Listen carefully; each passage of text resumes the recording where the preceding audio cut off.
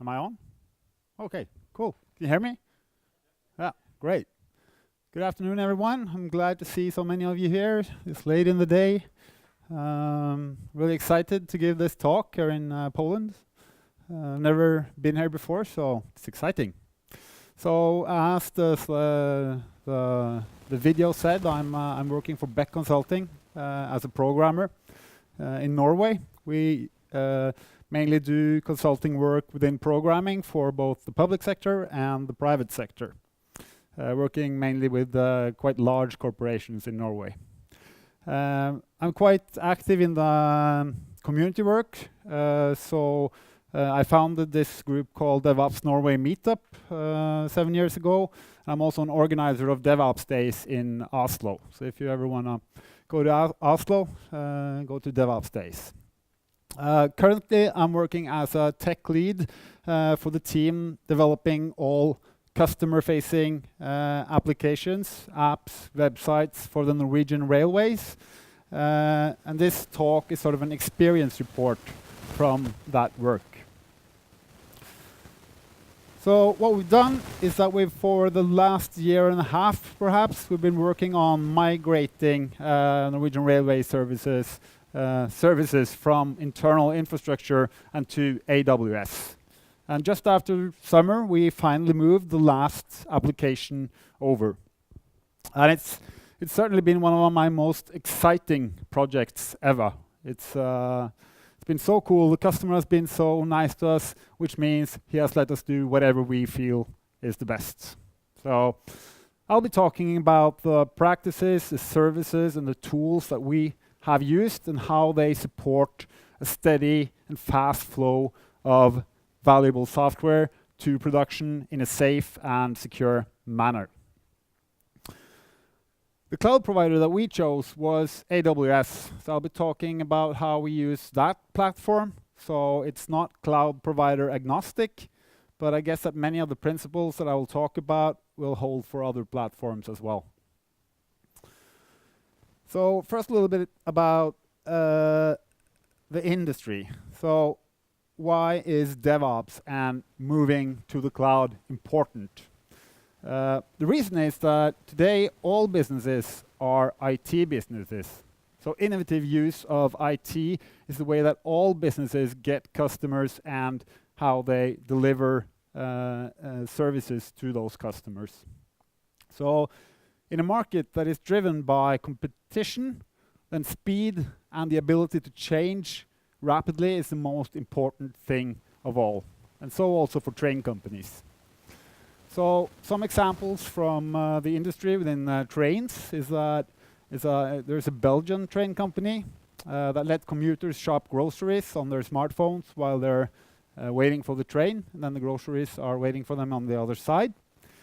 And there's more advanced things like drones for surveilling infrastructure or delivering better Wi-Fi to trains.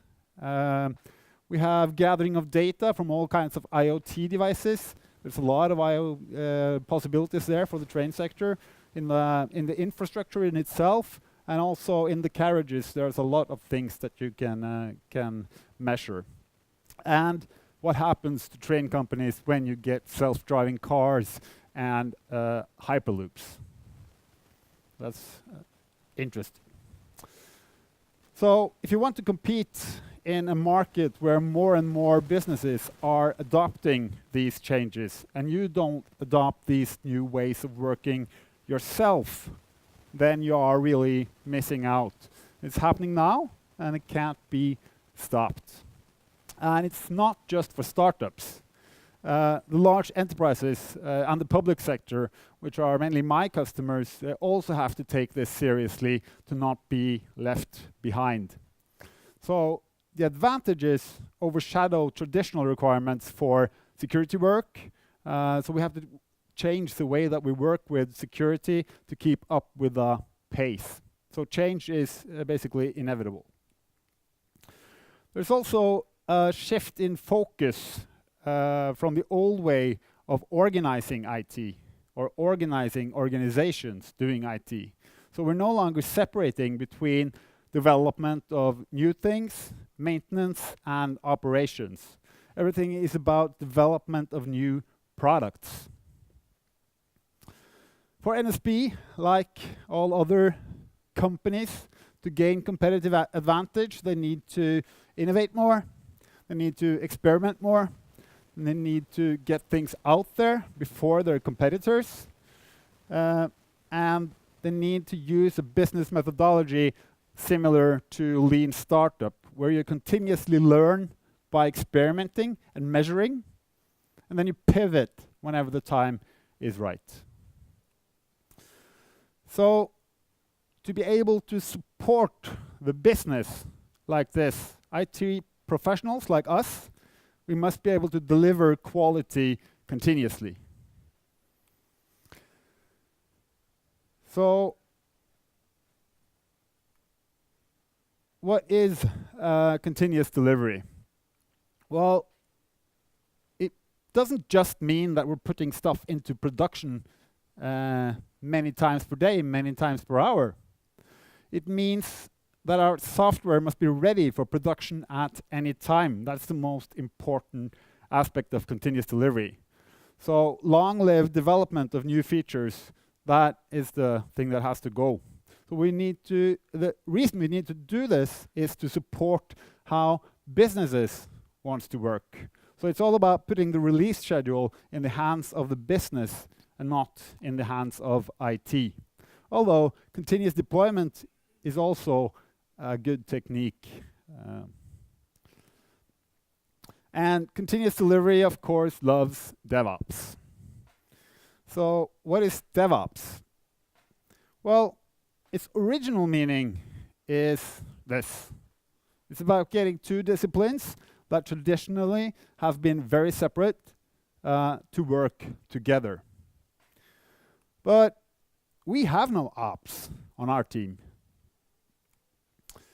But no ops does not mean that there's no operations, of course. So this is Kent Beck. You probably know him. He invented extreme programming, JUnit, and he's a genius. And he was at a DevOps Norway meetup several years ago, and he was talking actually about something else. It wasn't that much DevOps he was talking about, but since it was a DevOps meetup, then someone in the audience asked him, how would you define DevOps, Mr. Beck? And he thought about it for a while, because he didn't have like a definition right there and then. And he said, it must be developers carry beepers. And he is absolutely right.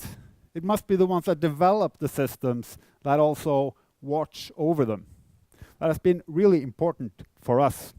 Because if they're the same people, they understand the systems a lot better than anyone else. They understand the risks, and they are better off fixing the problems when they occur. It also creates, of course, incentives to build things that don't break, because no one wants to get woken up in the middle of the night. So if you let the team take responsibility for the system as a whole, you make sure that everything in the system is well understood.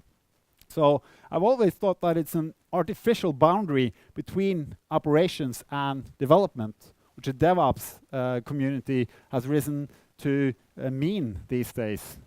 That there's no separation anymore, it's the same people. So the team must be responsible for the whole.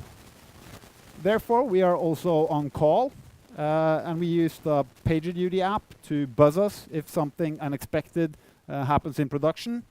And this, of course, also reduces handovers, misunderstandings, and it improves velocity. So you don't need contact with any other parts of the organization when everything is on the team. Our process is simple. It's get shit done.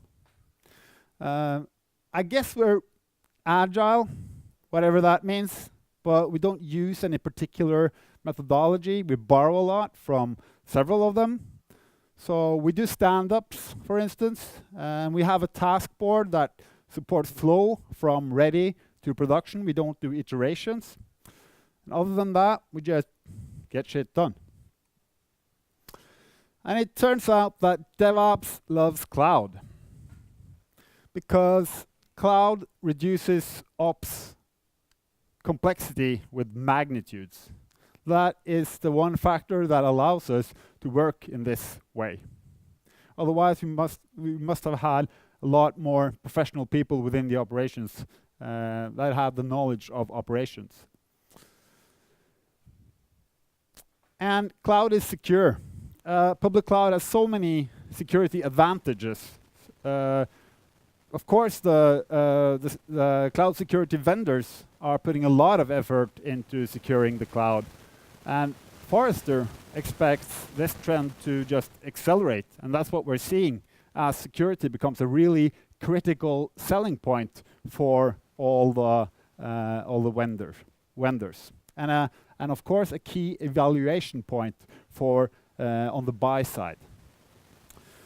So in the cloud, you're more or less able to just specify your security requirements, and then automation takes care of all the heavy lifting, setting everything up the way you prefer it. But you have to be careful, of course. You have to understand what you're doing. And large vendors will also most certainly fix security issues the fastest. They are on the fast track for getting patches for known security bugs. So they will definitely be the fastest to fix security issues. White hat hackers will constantly seek out to find security issues. Evil hackers also, of course. So enterprises will achieve better security this way than if they were to do it on their own. But there are some principles for harnessing the cloud that I think is important.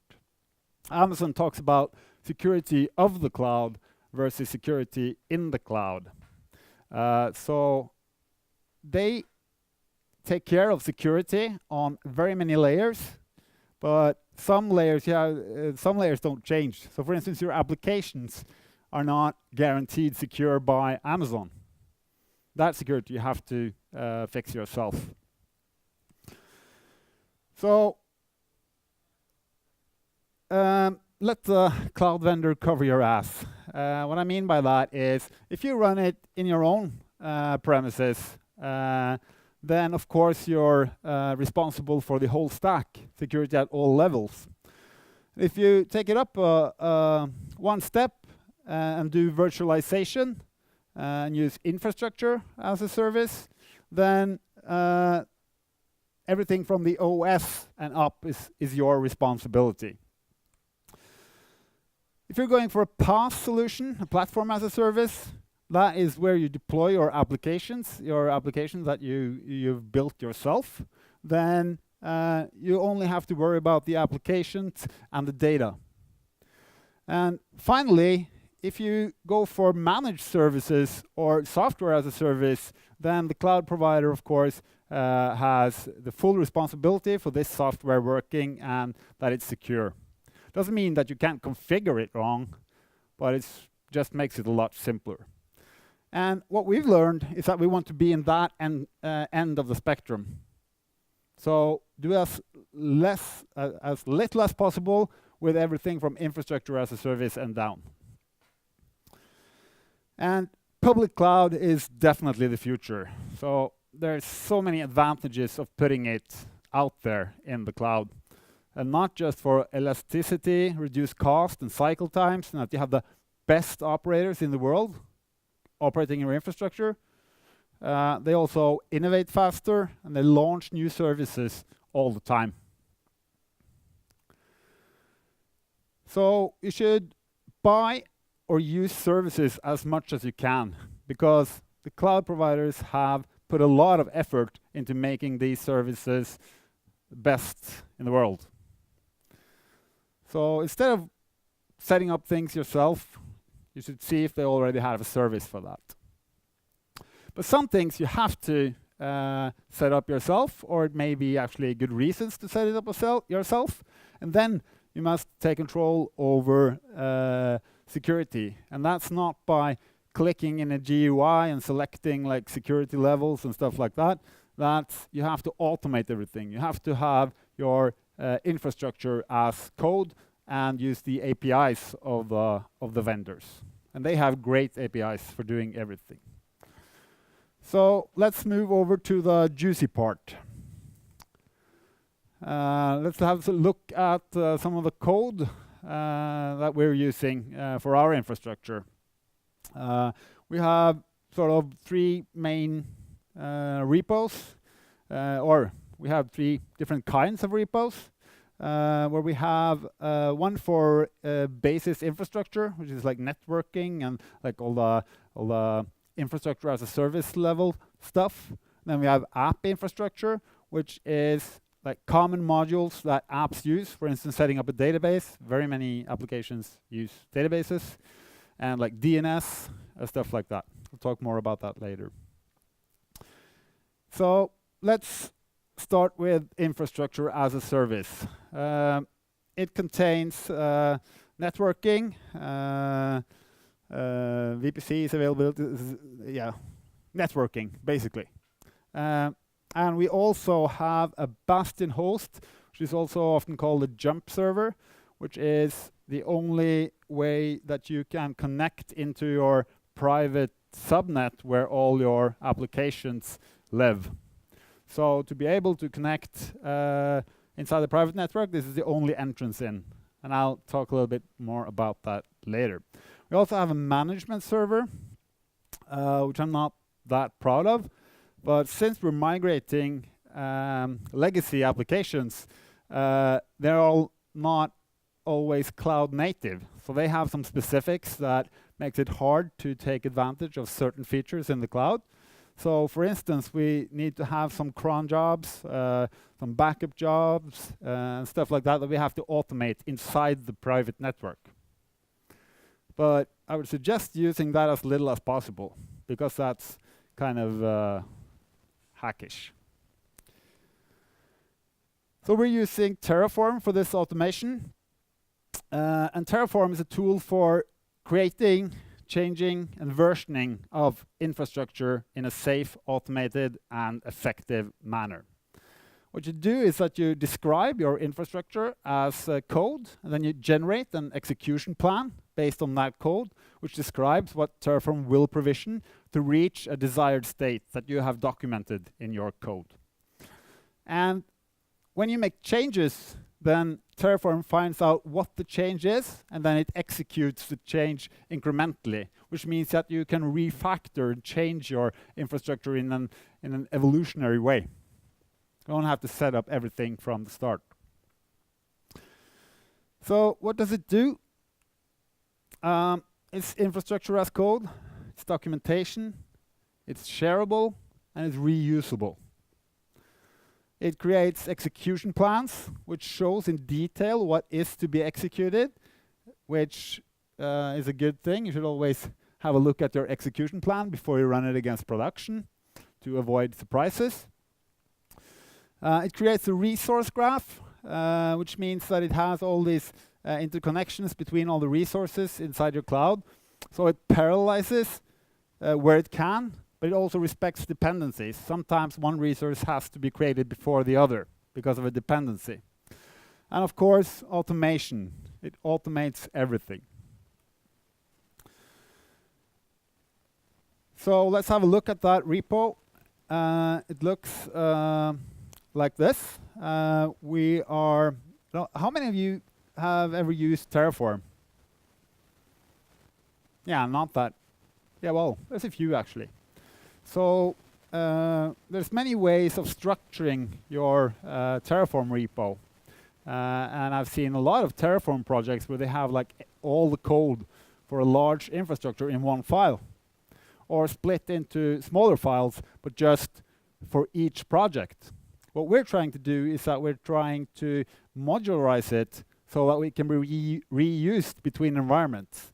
So we have like several environment folders where we have like the variables and everything specific to each environment, like prod and like, for instance, passwords should be different from prod and test. And then we have modules, and inside each environment we include modules that we reuse. So let's have a look at networking. First thing you need or you have is that you have a VPC or a virtual private cloud, which is a network that is dedicated to your AWS account. So it's just your network. So you can think of it almost like an isolated part of the internet that's just for you. And a VPC needs an internet gateway and a routing table to gain access to the internet. So this is sort of how you set up the basic VPC configuration. And this we reuse between environments, so like prod, test, QA. So that environments are identical between those. Can you read that code at all? Okay, cool. And Amazon EC2 is hosted in multiple locations worldwide, as you probably know. And each region is a separate geographic area. And we are hosting our infrastructure in Frankfurt because it's close to Norway. Most of our customers are in Norway. It's still a little bit far, but they're opening a data center in Stockholm this year. So we'll probably move most of our stuff over there. I don't know if it matters that much, but we'll definitely see if it helps. And each region has multiple isolated data centers, which are known as availability zones. I think there's several data centers between each availability zones too, but point is that you want to have at least 2 availability zones. So if one availability zone goes down, then you have the other. So you want to spread your resources across. And after you've created a VPC across 2 availability zones, you create subnets. You create public subnets, which are accessible directly from the internet, and private subnets that are only accessible from applications and via the Bastion host that I talked about. You create 4 subnets.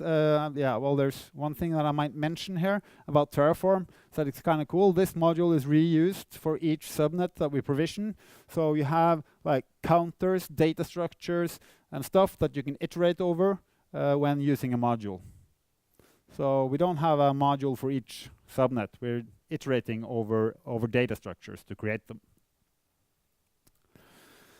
And then for the Bastion host and the management server, we set up instances, which is also very simple. It's a simple module for that. Set up the size and the type of machine and things like that. I haven't, these are not all variables, but they could, of course, be that. But we only use T2 micro instances, because if you use anything larger, you've written the application wrong. You can use nano, but they're just too small and they don't cost that. Well, micro instances doesn't cost that much more. So we put the Bastion host in the public subnet and the management server inside the private subnet. And for security, we set up, this is sort of Amazon's concept, like you can look at it as a firewall, except it's not. It's a little bit different. But you set up something called security groups between resources. And you can set up security groups between like basically anything you have in the cloud. So in this case, we set up an ingress security group from the Bastion host to the management server, so that the Bastion host is the only server that is allowed to log on to the management server. And then we also specify for extra security that the Bastion host can only log on to the management server, which reduces like reduces the ways that you can attack, reduces the attack surface. So an important takeaway from this is that we want security at all layers. So just by putting it in the private subnet, you might think that, yeah, that's safe enough because no one can break into the private subnet. But you want to have security at all layers and not just the edges. So you should use security between all resources too. I've seen many people are have a little they're poor at security because many people use the key that you assign on creation of instances to log on to them, because Amazon doesn't allow you to specify several keys when you launch an instance, so you get a default one and a default user. I've seen that many times that people are using just those. And this key is often shared between the developers, which of course is insecure and bad practice. So you need a way to create personal users on the Bastion host, and you have to have audit so that you can see what has happened, who logged on, what did they do, and so on. You may not need that on the application servers themselves, but you need to have that audit in place for how people gain access to those servers. So you have to log that.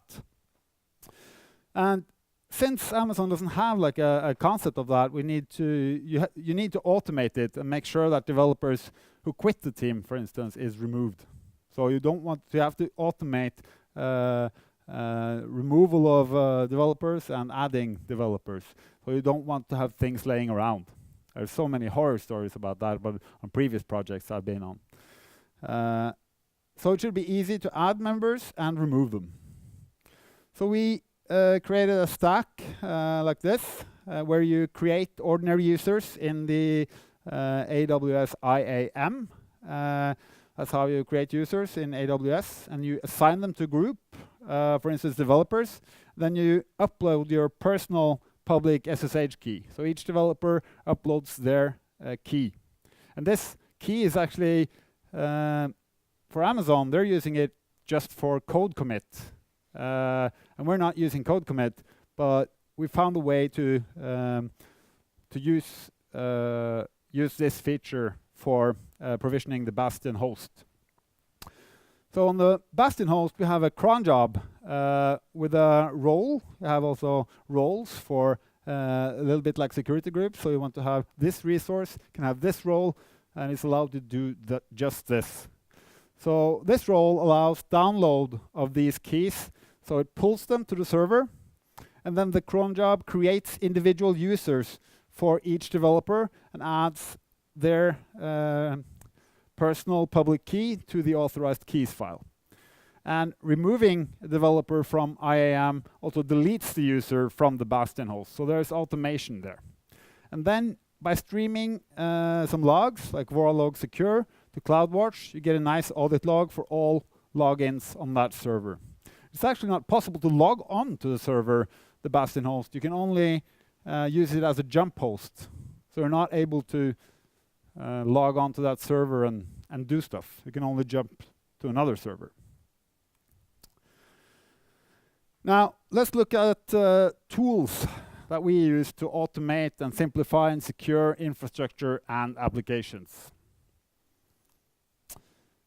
In the examples we've seen, you probably didn't notice it, but we have seen some secret variables, like for instance, like database passwords are secrets. You don't want to keep them in your source code. So we need to find a way to automate insertion of secrets when we're running Terraform. So we put together some tools for that. We have created a wrapper around Terraform, written in Go, to manage the injection of secrets. It's open source, so you can go have a look. It's not very big or complicated or anything, but it works. And the wrapper expects a file called cloud config. What it does is that it handles variables in different ways. Some plain variables, some secret. You can even have some dynamic variables so that you can call another script and which returns a value that you want to use for as a variable in your Terraform run. All variables for Terraform starts with tfvar. That's just a convention that Terraform uses so that it knows that this environment variable is actually something that I'm going to use for Terraform. And then the interesting part in this context is the secret variables. And And the secret variables, they use a password store, which is a command line tool for encrypting secrets. So let's have a look at secret variables first. So then I'll introduce the nice tool that we use for that. It's called password store, or pass. It's a command line tool for password management. I've also seen that there's an alternative tool that's very similar, called gitcrypt. It's guys at GitHub have made, if I remember correctly. But it has the same functionality, so that you can actually commit your secrets to a Git repository. So you have all your source code, also your secrets in Git.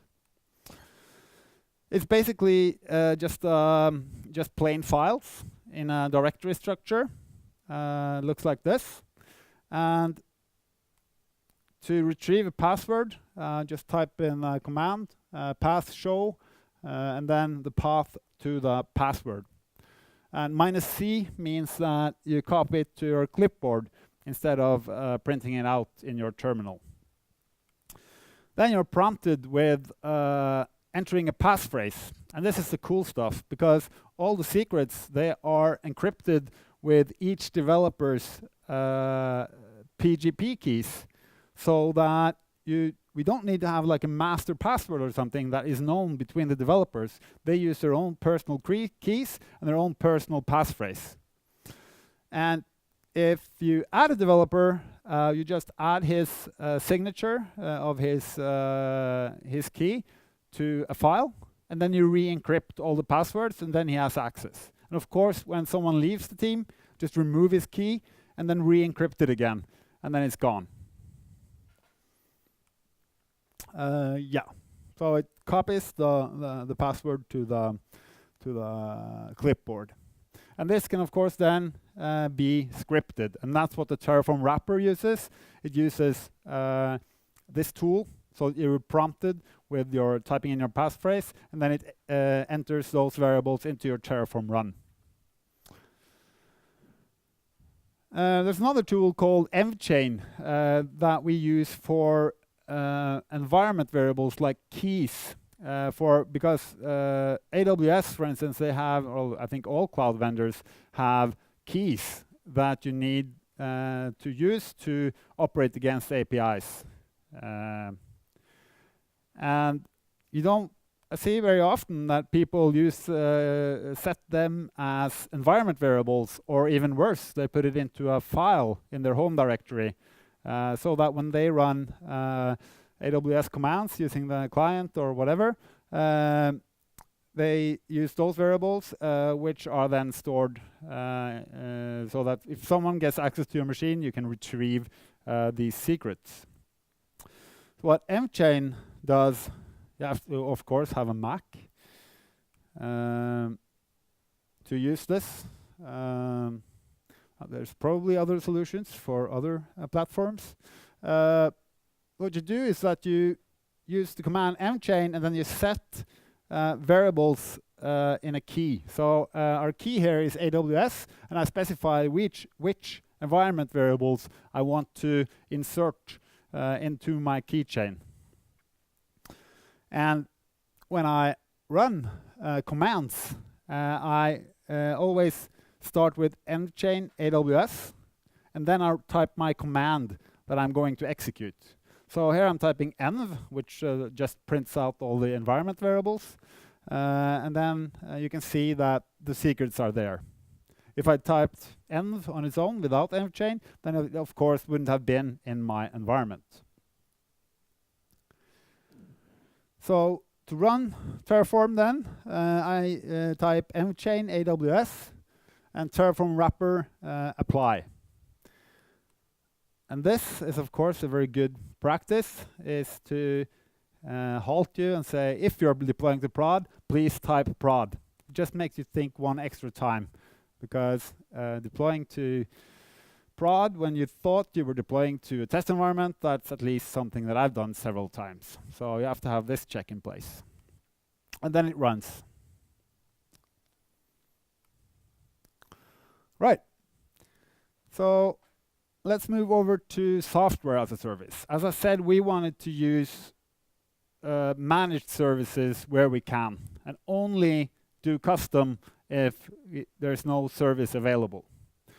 So for we use at least these services. I probably use a lot more too, but things like databases, DNS, certificates, generation of certificates, file systems, storage, monitoring events and logs with CloudWatch, CloudTrail for audit, and then identity and access management.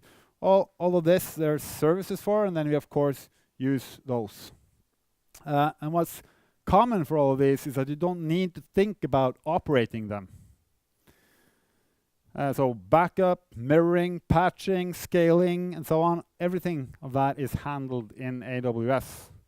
So operating your own database, for instance, that's just plain stupidity. The app infrastructure repo is basically structured very similarly, except that these modules are used from app. They're imported into the repos for the apps themselves. So that's basically a repository of just modules. So as an example, here's how you set up a database. There's quite many variables or options to set. Many of them you don't have to set because they have like great defaults. But there's a few, although it's not that many. I mean, and it can be this module can be reused across database platforms. So we use both MySQL and Postgres. You can use it for like Aurora and Oracle, or others too. Relational databases in this context. And Amazon RDS, it manages backups, patching, automatic failure detection, and recovery. And it's also multi-availability zone. So you set up a database in one availability zone, you automatically get a standby in the other availability zone. Without you ever having to think about that. So it just happens like this. We use the AWS client a lot for querying interfaces, querying for IDs from resources, because these are like really cryptic IDs. So if you want to use them for doing like ad hoc tasks, we use that, the AWS client. And the reason we do this is that we don't want to fiddle in the GUI because that just takes a lot of time, and then you have to leave your command prompt. And it's also excellent for scripting. So let's talk about PaaS. This is our applications. You've probably seen this before, that we want to move from treating our servers as pets into more treating them as cattle. So these cats are, by the way, my cats, and one of them actually disappeared about a month and a half ago, and I've sort of like stopped believing that it will come back. That is, of course, sad. And I don't know about farmers. They may also be sad when their cows die, but still, they are there for meat production. So it comes as no surprise that you have to sort of kill them and get a new cow. And same also with servers. So for our PaaS, we use Elastic Beanstalk, which is Amazon's PaaS. And that's sort of the icing on the cake here. It does everything that you would normally do in Terraform. It does it for you. So that's what makes it a PaaS. You may wonder why we don't use Docker or Kubernetes or something. We could, of course, use Docker in Elastic Beanstalk also, but it simply doesn't make much sense for us, because at the moment we have around like maybe 10 and 20 services running. Let's say we double that to like 20 or 40 in the future. That still isn't very many, I think. So like large-scale orchestration isn't really an issue for us. And we're using Java, which is already a contained process inside the JVM. So why would you wrap a container inside a container? It just adds more complexity. So, and also we're using micro-instances with auto-scaling. So we scale out instead of scale up, and they don't cost much. So I think that if we were going to use containers, we had to buy larger machines and put a lot of containers on them. That would probably be a lot more expensive than using just micro-instances. So Elastic Beanstalk, easy to begin, impossible to outgrow. It's at least easy to begin. And we haven't grown out of it, and we probably won't. But I don't know, but it's definitely easy to begin. So some advantages of Elastic Beanstalk is that it automates and manages a lot of stuff that you would elsewhere do in Terraform, for instance. So things like configuration, deployment, capacity provisioning, load balancing, auto-scaling, monitoring, everything this platform manages for you. And the platform itself doesn't cost anything, but you have to pay for the resources that you use. So you have to pay for load balancers, EC2 instances, and all the other stuff that costs money. App repos look like this. We have these are the most important files. You have a proc file, which says how should this application be started. And then you have EB extensions. So you should use as much as possible of the defaults of the stack, but sometimes you want to extend it.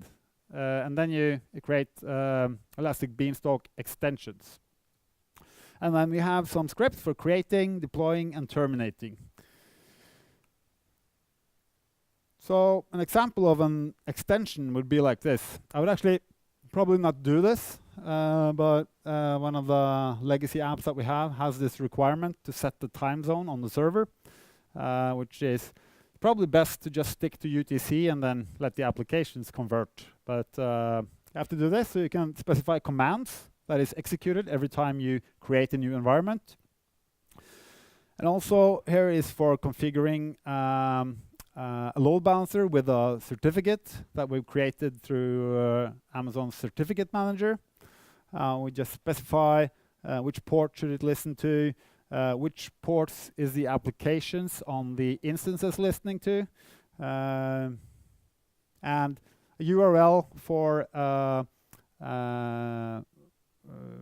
for where the load balancer should check if the application is healthy or not. You don't need that, because if it returns something, if it returns 500, then it will take it out of the load balancer anyway.